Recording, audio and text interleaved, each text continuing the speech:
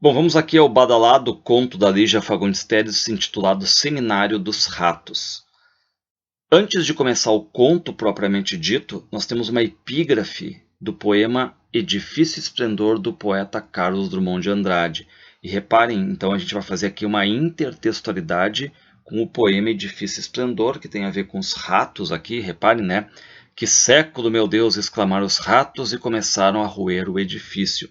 Então há essa ligação, essa intertextualidade aqui. Então como é que começa o texto? O texto é em terceira pessoa, o conto, e diz assim: o chefe das relações públicas. Reparem que nós não vamos ter personagens nomeados aqui pelos nomes, mas sim pelas funções. E aparece com inicial maiúscula, o chefe das relações públicas. Um jovem de baixa estatura, atarracado, sorriso e olhos extremamente brilhantes, ajeitou o nó da gravata vermelha e bateu de leve na porta do secretário do Bem-Estar Público. Ou seja, o chefe das relações públicas está batendo na porta do secretário do Bem-Estar Público e Privado. E aí o que vai acontecer? Esse secretário do Bem-Estar Público e Privado, ele era um homem, como diz o texto, descorado e flácido, de calva úmida e mãos acetinadas. E esse secretário do Bem-Estar, ele ouve a batida, diz para entrarem, e aí é o chefe das relações públicas que vem. E aí o secretário pergunta, né, para o chefe das relações públicas se tudo ocorreu bem, se o coquetel ocorreu bem, né, dentro desse seminário que está acontecendo.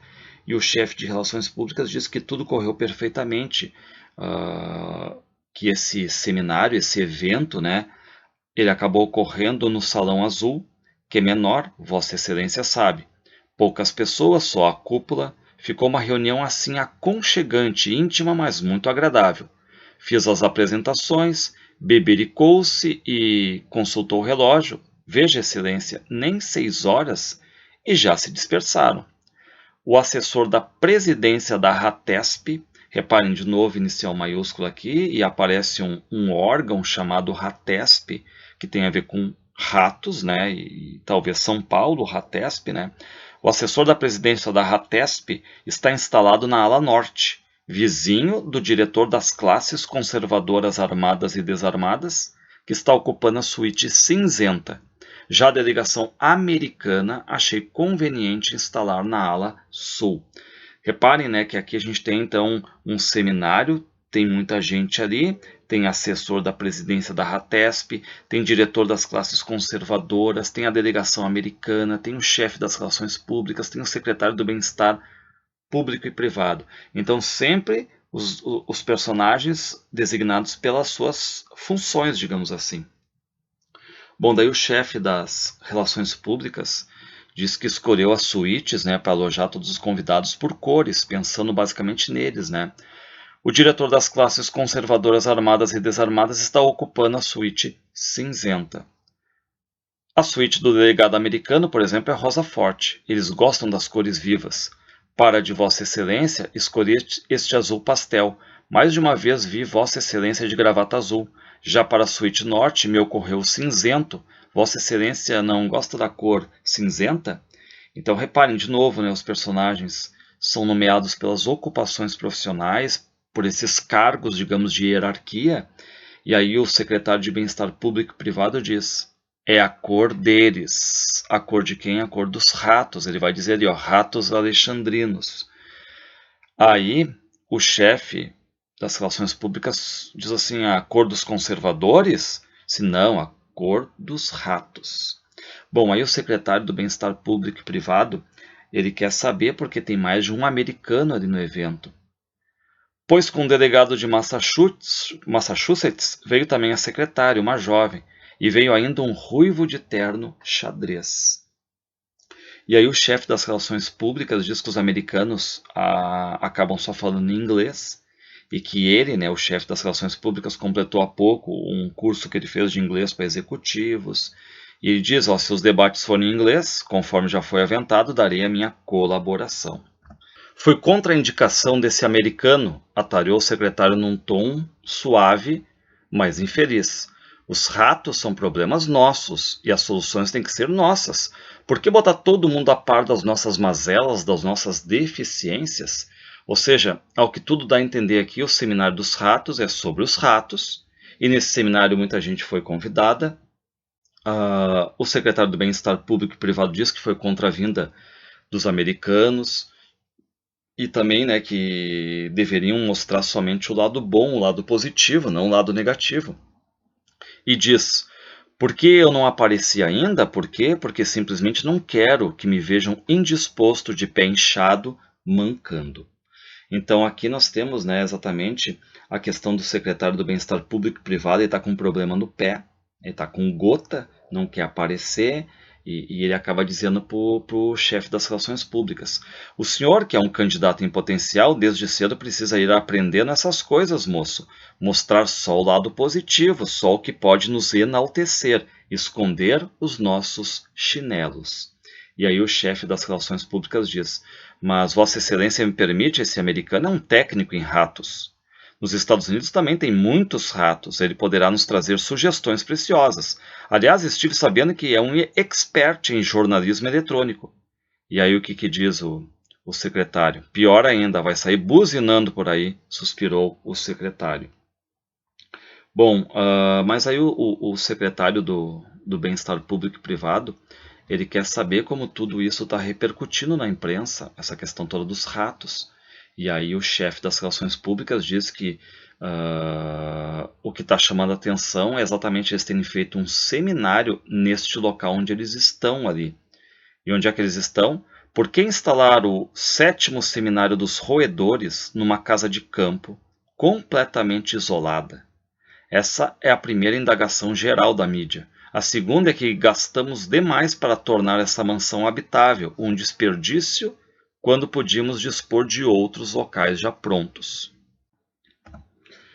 E aí fala já ali em 7º seminário, ou seja, um problema que está persistindo.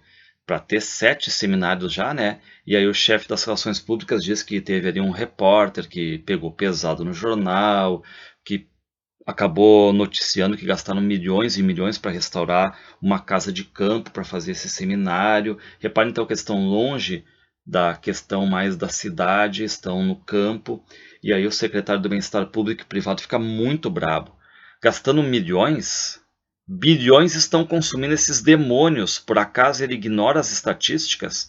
Estou apostando como é da esquerda. Estou apostando. Ou então, amigo dos ratos. Ou seja, o que ele acaba dizendo, né? Que estão gastando milhões, sim, mas o prejuízo que os ratos estão dando está na faixa dos bilhões, né? E aí o chefe das relações públicas vai falar ali, ó. Mas são essas as críticas mais severas, Excelência Secretário, né? Bisonhices. E aquela eterna tecla que não cansam de bater, que nós já estamos no 7º seminário e até agora nada de objetivo, que a população ratal, população de ratos, já se multiplicou 7.000 vezes depois do primeiro seminário, que temos agora 100 ratos para cada habitante. Ou seja, né, o que os dados estão dizendo? Para cada habitante tem 100 ratos. E aí o chefe das relações públicas ainda diz que criticam exatamente pelo fato do seminário não ser no centro, mas ser em local retirado. Nosso assessor de imprensa já esclareceu o óbvio, que este seminário é o quartel-general de uma verdadeira batalha contra os ratos, e que traçar essas coordenadas aí de uma ação conjunta deste porte exige meditação. E aí, claro que esse afastamento da cidade, ser no campo, o ar do campo oferece para eles, digamos assim, um local ideal para refletir. E o chefe das relações públicas diz: o delegado de Massachusetts achou genial essa ideia do encontro em pleno campo.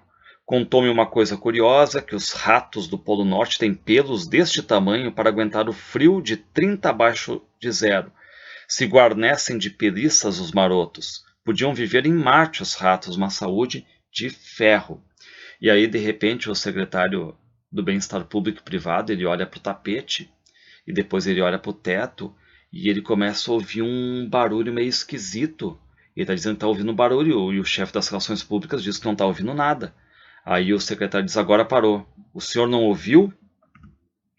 E ele vai dizer: absolutamente nada, Excelência.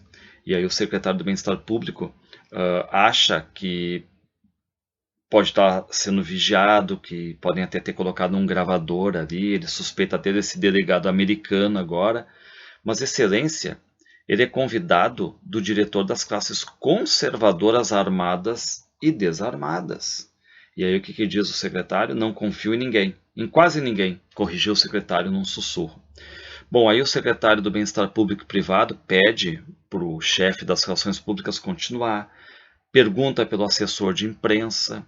Bueno, ontem à noite ele sofreu um pequeno acidente, Vossa Excelência sabe como anda o nosso trânsito. E vai dizer que esse assessor de imprensa teve que engessar um braço, que só vai vir no outro dia.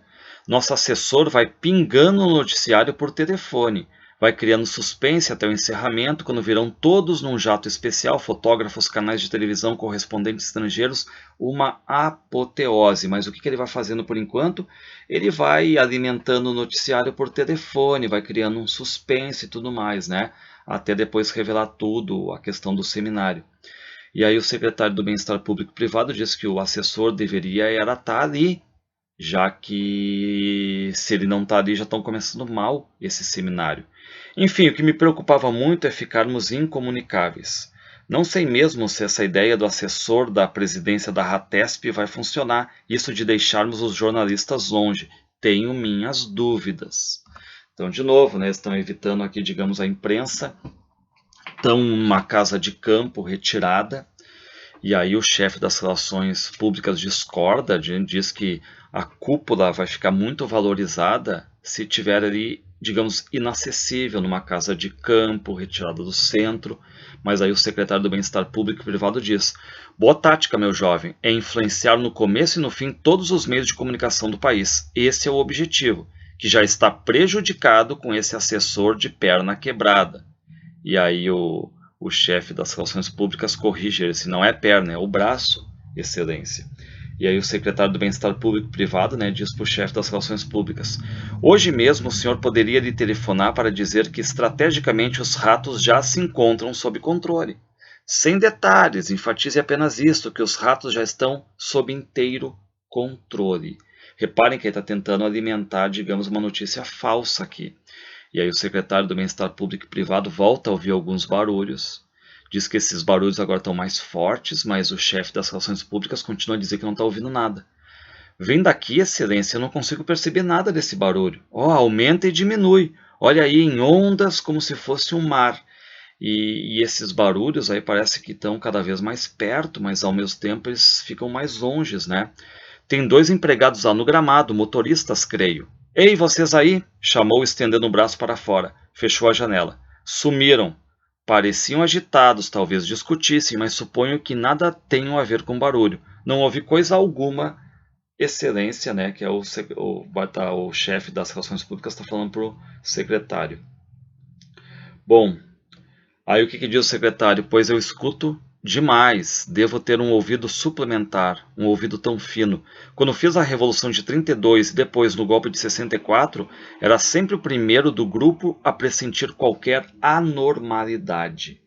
Então reparem aqui, né, que ele cita a Revolução de 32, golpe de 64, então a gente crê que o seminário está acontecendo no Brasil mesmo, talvez na questão em São Paulo, porque está ali a cita RATESP, né, enfim, não é definitivo, mas é sugerido, né, que é Brasil aqui.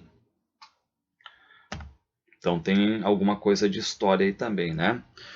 Bom, aí o secretário do Bem-Estar Público e Privado diz que ele tem crises no pé, ele sofre de gota, né? E quando ele tem essas crises ele fica ouvindo muita coisa. É algo grave esse teu problema no pé? E ele diz, não, é gota. E dói, Excelência, muito. Gota é uma artrite, né, nos pés, ela causa dor na articulação. Bom, e aí o chefe das relações públicas ele começa a cantar um trecho daquela música famosa do Chico Buarque, Gota, uma gota d'água, né? Pode ser a gota d'água. Fazendo também uma espécie de intertextualidade aqui com a canção do Chico. Já no começo nós temos ali sobre os ratos, né, do Drummond. Bueno, é uma canção que o povo canta por aí, que é a canção do Chico, né? O povo, disse o secretário do Bem-Estar Público, entrelaçando as mãos. A voz ficou um brando queixume. Só se fala em povo, e no entanto o povo não passa de uma abstração. A abstração, Excelência, que se transforma em realidade quando os ratos começam a expulsar os favelados das suas casas. ou a roer os pés das crianças da periferia, então sim o povo passa a existir nas manchetes da imprensa de esquerda, da imprensa marrom, sensacionalista, enfim, pura demagogia. Bom, repare, né, que todo o conto aqui basicamente está se estruturando num grande diálogo entre o secretário do Bem-Estar Público e Privado e o chefe das Relações Públicas. E aí o secretário diz, né, que no Egito Antigo eles acabaram resolvendo o problema dos ratos, fazendo o que? Aumentando o número de gatos. Se cada família tivesse em casa 1 ou 2 gatos esfomeados, né, já resolveria um pouco. Mas aí o chefe das Relações Públicas diz que não sobrou nenhum gato na cidade. Já faz tempo que a população comeu tudo. Ouvi dizer que dava um ótimo cozido. Então aqui nós temos essa relação toda, né? Enfim, envolvendo esse seminário aqui. E já está escurecendo, já são quase 7 da noite. E o chefe das Relações Públicas continua então ali a conversar com o secretário do Bem-Estar Público e Privado. E aí o chefe diz que o jantar vai ser servido às 8 horas da noite, vai ser um jantar chique. E aí o secretário continua a dizer, olha, eu estou ouvindo novamente e é barulho de rato. Está ouvindo agora? Está mais forte, ouviu isso? Fortíssimo. Mas claro, excelência, está repercutindo aqui no assoalho está tremendo, mas o que é isso? Eu não disse, eu não disse. E aí o secretário do Bem-Estar Público e Privado diz que há horas que ele está ouvindo isso, né? Que parece uma zona meio vulcânica, né? Ou uma bomba, tem bombas que antes de explodir dão avisos. Meu Deus, exclamou o jovem, correu para a porta, vou verificar imediatamente, excelência. E aí quem é que sai agora? Sai o chefe das Relações Públicas, né? E quem é que entra ali? Entra uma tal de Miss Glória, que é uma secretária da delegação americana, né? Que é a única personagem feminina do conto. E o secretário do Bem-Estar Público e Privado pergunta em inglês o que está acontecendo ali, né? E tal, e aí vão acabar respondendo, né, talvez alguma coisa. E aí surge o diretor das classes conservadoras e o secretário do Bem-Estar Público e Privado pergunta sobre o barulho, né, que barulho é esse? Bueno, também não sei dizer, excelência, é o que eu vou verificar, volto num instante. Bom, e aí começam a surgir aqui, barulho ali, o telefone não está funcionando, muito cheiro, os telefones todos ali de dentro ficam mudos, e de repente quem é que vem todo cansado ali? Sem o gorro e com o avental rasgado, vem o cozinheiro-chefe. O cozinheiro-chefe então está todo ali, né, cansado, esbaforido, e ele diz, ó, aconteceu uma coisa horrível, doutor, uma coisa horrível. As lagostas, as galinhas, as batatas, eles, os ratos, comeram tudo. Tudo, não sobrou nem um grão de arroz na panela. Comeram tudo. E o que não tiveram tempo de comer, levaram embora. Mas quem comeu tudo? Quem? Os ratos, doutor. Os ratos. Bom, aí o cozinheiro-chefe, né, sai, diz que não vai mais ficar ali. Diz que acha que os homens estão ali exatamente vivendo o mundo dos ratos agora, né?